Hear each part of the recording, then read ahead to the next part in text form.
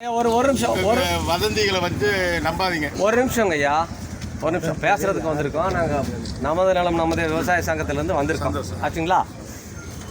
இப்போ நீங்கள் 3 நாள் வந்து அந்த பகுதியினுடைய பத்திரப்பதிவை நீங்கள் நிறுத்தி வச்சுருந்துருக்கீங்க. இல்லை, பதிவு வந்து நடந்துக்கிட்டு தான் இருக்கு. யாரோ தவறான தகவல் கொடுத்துருக்காங்க. ஒரு நிமிஷம்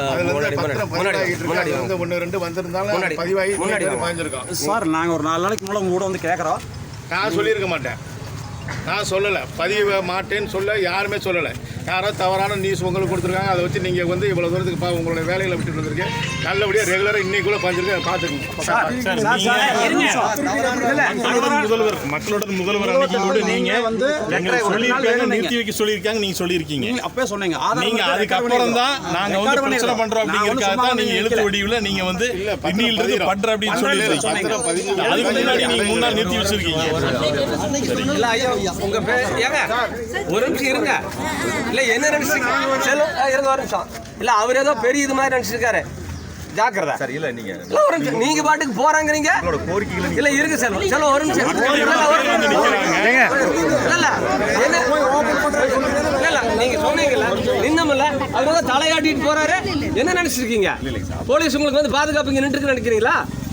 இல்லை இந்த போலீஸ் மாரி எதுவும் நடக்காதுன்னு நினச்சிருக்கீங்களா? நீங்கள் பாட்டுக்கு போகிறேன்னு தலையாட்டிட்டு போகிறீங்க. அப்போ எங்களெல்லாம் பார்த்தா உங்களுக்கு எப்படி தெரியுது? எப்படி தெரியுது? மாற்றி பேசிட்டு இருக்கீங்க. இல்லை இருங்க ஒரு நிமிஷங்க. பேசிட்டு இருக்கும்போது போகிறேங்கிறீங்க உள்ள, எங்கே போவீங்க உள்ள? இருங்க பேசாதீங்க. இல்லை நாங்கள் பேசிட்டு இருக்கும்போது நீங்கள் தலையாட்டி இப்படி சொல்லிட்டு போனோன்னா அதை அப்படியே கேட்டுருக்கிறதுக்கு எங்களெல்லாம் பார்த்தா உங்களுக்கு அப்படி தெரியுதாக்கு? கேட்கறதுக்கு ஒழுக்கமா பதில் சொல்லுங்க.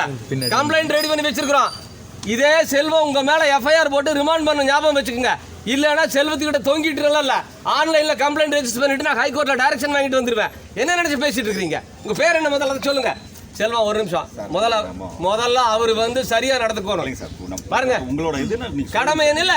அவர் இப்படி காட்டிட்டு இன்னைக்கோட பண்ணிருக்கா போறேன் அப்படின்னு போனா பத்திரப்பதிவு தடை இல்லைன்னு அன்னைக்கு நம்ம முதல்ல அவர் உள்ள போறேன்னு சொல்லக்கூடாது. நாங்க வேலையில அதை வந்து திறமை நின்று இருக்கிறோமா?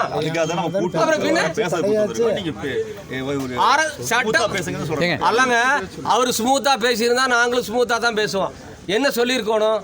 கொஞ்சம் நீ தள்ளி இல்லைங்க. நீங்க நடுவில் நிற்கிறத பார்த்தா ஏதோ நான் அவர் அடிச்சு போடுற மாதிரியும் நீங்க இப்படி குறுக்கணும்னு அப்படியே ஒரு அவரோட முகத்தை பார்த்து உங்க பேர் சொல்லுங்க.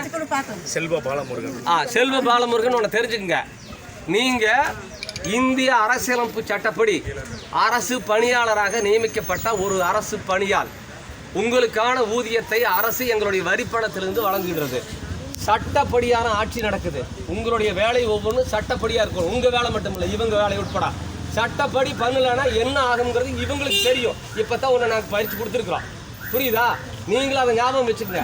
நீங்கள் ஒன்றும் கடவுள் அல்ல, அல்லது நீங்கள் ஒன்றும் அரசர் அல்ல. நாங்கள் ஒன்றும் உங்ககிட்ட பிச்சை கேட்டு வந்த ஆளுங்க இல்லை, புரியுதா? நீங்கள் இந்த டாக்குமெண்ட் ரைட்டுக்கிட்ட பேசுகிற மாதிரியெல்லாம் பேசுனீங்கன்னா வேறு விதமாக போயிடும். அதை நீங்கள் ஞாபகம் வச்சுக்கோங்க. இப்போ போலீஸ் இருந்திருக்கிறது வந்து மாவட்ட நிர்வாகத்துக்காக. இன்னும் இவங்ககிட்ட கேள்வி கேட்டால் இவங்க பதில் சொல்ல வேண்டி இருக்குது. நான் பரவாயில்லன்னு விட்டு வச்சிருக்கிறேன், புரியுதா? நீங்கள் இது வந்து இப்படி ஆட்டிட்டு உள்ளே போய் உட்காந்துட்டு நீங்கள் மாமூல் வாழ்க்கையை தொடர்ந்துக்கலாம்லாம் நினைக்க வேண்டாம். எல்லாம் வச்சிருக்கிறோம். உங்களை ட்ராப் பண்ணுறதுக்கு எங்ககிட்ட 10 வழி இருக்குது, அது ஞாபகம் வச்சுக்கோங்க. நாங்கள் தான் ரெஜிஸ்டர் ஆஃபீஸ் வரணும். உங்களை ட்ராப் பண்ணுறதுக்கு இந்த வாரத்தில் பண்ணி போடுவேன், வேறு விவகாரத்தில். அது எங்களுக்கு தேவையில்லை. ஒழுக்கமாக அதுக்கு பதில் சொல்லி சரியாக பண்ணிட்டு போனீங்கன்னா பிரச்சனை முடியும். அதை ஞாபகம் வச்சுக்கோங்க. எதுக்காக நீங்கள் வந்து ரெஜிஸ்டர் பண்ண மாட்டேன்னு சொன்னீங்க?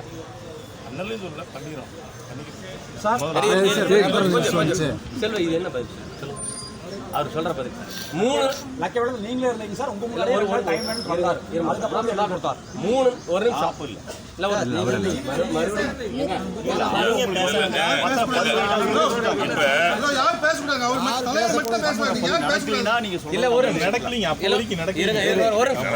ஒரு நிமிஷம் இங்க பாருங்க. நான் வந்து ஜென்ரலா பேசுறேன். இவர் 3 நாள் பத்திரப்பதிவு நிறுத்தி வச்சது மட்டுமில்ல, அதை பூரா இந்த 3 மாவட்டத்துக்கு நடத்தி விட்டார். ஈரோடு, திருப்பூர், கோயம்புத்தூர் 3. அதை நிறுத்துங்கப்பா. யார் அது? விளைவு என்னன்னா, இப்போ கிரைய அந்த 3 நாள் நின்னது மட்டும் இல்லை, பணம் கொடுத்து டோக்கன் கொடுத்துருந்தவங்க கிரையமனா திரும்பி போயிட்டாங்க. இப்போ என்ன சொல்கிறாங்கன்னா, இதில் பிரச்சனை இருக்குது.